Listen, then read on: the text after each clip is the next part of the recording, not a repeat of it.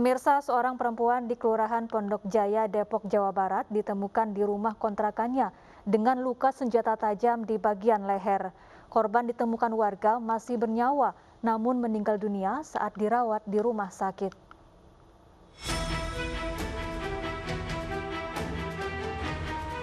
Warga mengevakuasi korban dengan mendobrak pintu rumah kontrakan yang terkunci. Awalnya pemilik kontrakan curiga karena mendengar korban berteriak minta tolong dan menggedor pintu kamar mandi.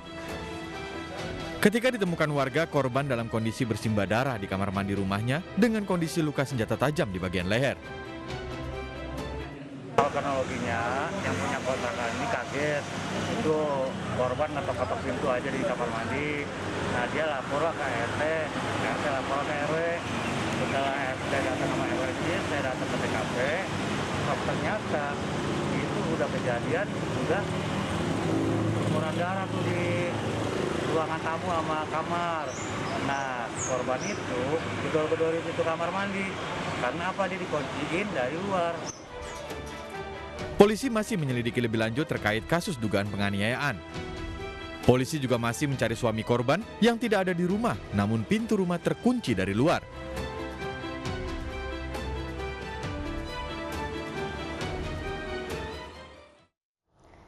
Seorang ibu beranak dua di Bekasi, Jawa Barat ditemukan tewas di ruang tamu rumahnya. Orang tua korban menuding anaknya tewas dibunuh suaminya yang berkewarganegaraan India yang kabur pasca kematian istrinya.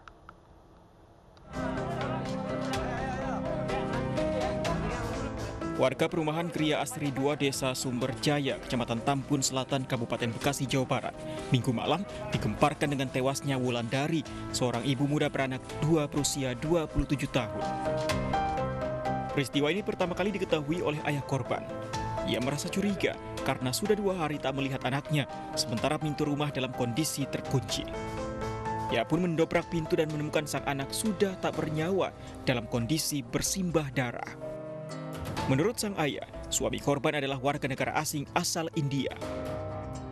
Selama berumah tangga, korban dan suaminya sering cekcok, bahkan korban sering dianiaya. Setelah kejadian pun, suami korban tidak diketahui keberadaannya. Korban selama ini pernah mengadu nggak sih Pak sama Bapak masalah keluarga gitu? Ya selama ini sih ada rumah tangga, ya terutama ekonomi. Pak, suaminya kan hilang semenjak korban ini kejadian, Pak. Emang suaminya sendiri apa keseharian mereka memang sering ribut atau tidak? Tiap hari sini. Sementara dari keterangan polisi, diketahui bahwa ditemukan banyak luka bekas penganiayaan dan benda tajam di tubuh korban. Suami korban tidak bisa dihubungi dan kini masih dalam pencarian. Kalau masalah kondisi memang ada luka, tapi kami untuk saat ini belum bisa menyimpulkan itu apa luka apa atau luka di bacok atau ini kami belum bisa menyimpulkan. Jasad korban telah dibawa ke Rumah Sakit Polri Kramat Jati untuk dilakukan otopsi. Sementara kasus ini ditangani Polsek Tambun dan Polres Metro Bekasi. Di Kampar Riau, seorang suami membunuh istrinya yang tengah hamil 6 bulan dan dikubur di septic tank rumahnya. Pelaku membunuh karena menuduh korban berselingkuh. Usai melakukan perbuatan kejinya, pelaku kabur dan ditangkap di wilayah Nganjuk, Jawa Timur.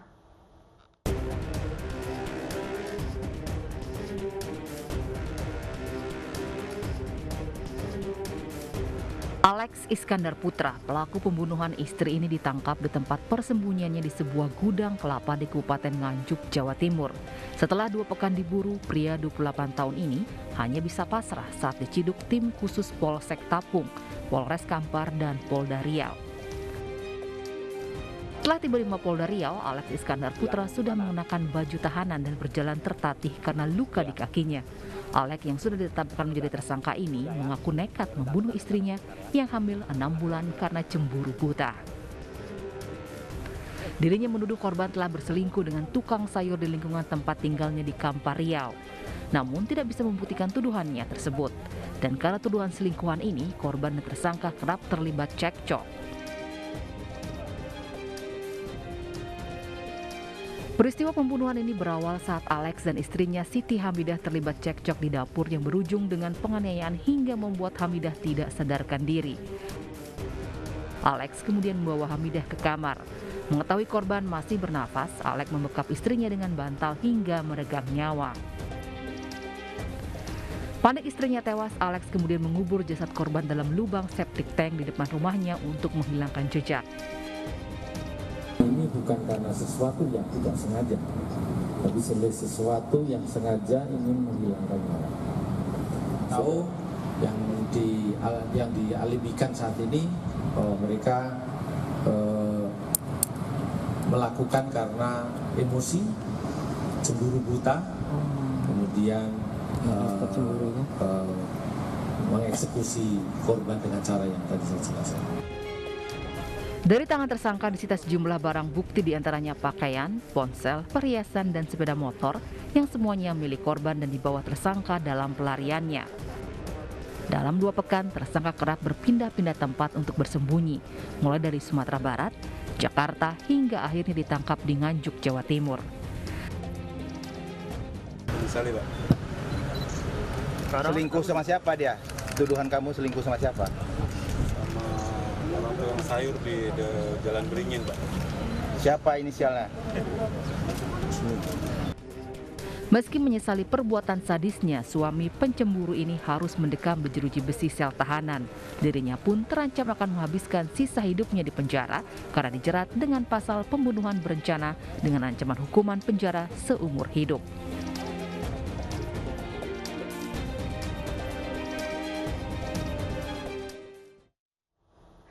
Sesosok mayat wanita ditemukan termutilasi di dalam kotak plastik di dalam mobil di Bogor, Jawa Barat. Hasil autopsi menunjukkan korban tewas akibat kekerasan fisik dan mengalami patah tulang. Polisi memeriksa seluruh saksi termasuk seorang warga negara Korea pemilik mobil.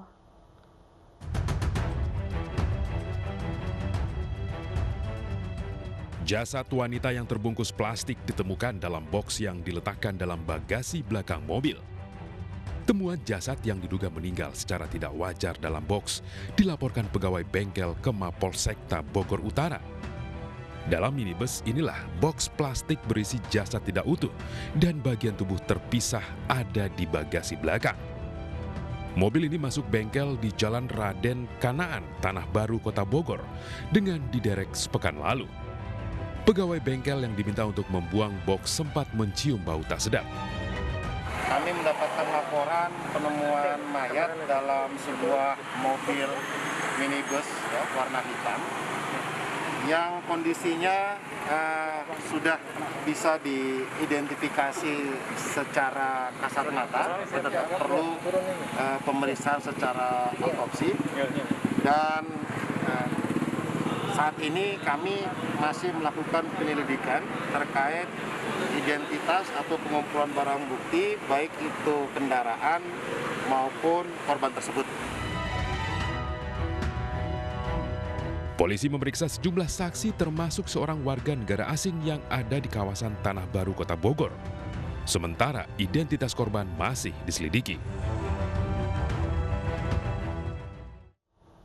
Pemirsa, seorang wanita warga Banyumanik, Semarang, Jawa Tengah menjadi korban perampokan dan penganiayaan oleh seorang pria yang diduga teman kencannya. Korban selamat setelah berpura-pura mati hingga akhirnya ditinggalkan pelaku.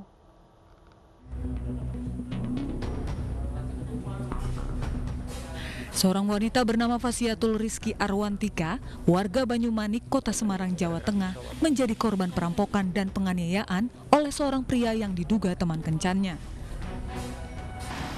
Korban ditemukan warga di tengah hutan lindung di Dusun Sepetek, Desa Ketosari, Kecamatan Singorojo, Kendal, Jawa Tengah.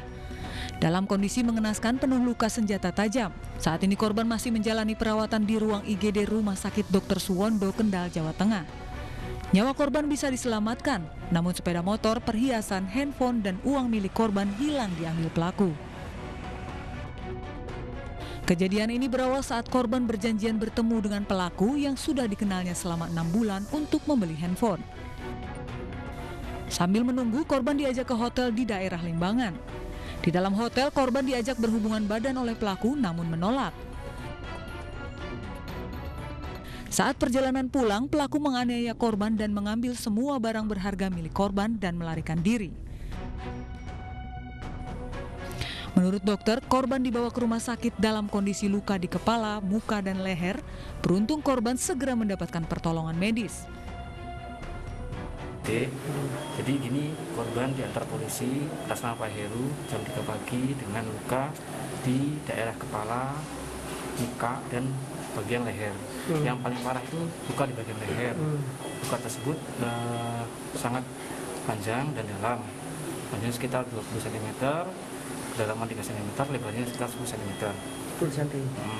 Keadaan pasien saat ini kita lagi dalam proses penstabilan, Mas, karena mengingat pasien kan datang dengan kehilangan darah yang sangat banyak. Nah, saat ini pasien dalam kondisi yang kurang stabil. Nah, sekarang kita lakukan transfusi untuk menstabilkan kondisi pasien. Kini polisi masih memburu pelaku dengan bekal keterangan sementara dari korban. Polisi sudah mengantongi identitas pelaku dan memburunya untuk mempertanggungjawabkan perbuatannya.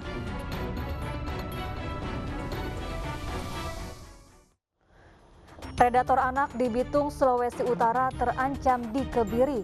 Selengkapnya sesaat lagi dalam Realita.